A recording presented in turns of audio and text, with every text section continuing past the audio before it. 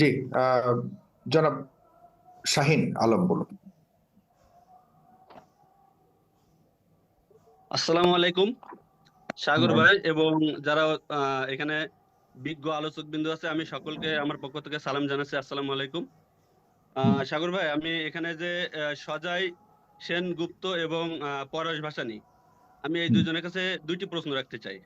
একটি প্রশ্ন হলো, যদি আমরা মুসলমান, আমরা বাংলাদেশে বাস করি, অন্য অন্য কোনো মুসলিম রাষ্ট্র যদি আমার দেশের বিরুদ্ধে কেউ ষড়যন্ত্র করে, আমরা কিন্তু সেই দেশের বিরুদ্ধে অবশ্যই আমাদের অবস্থান নিব।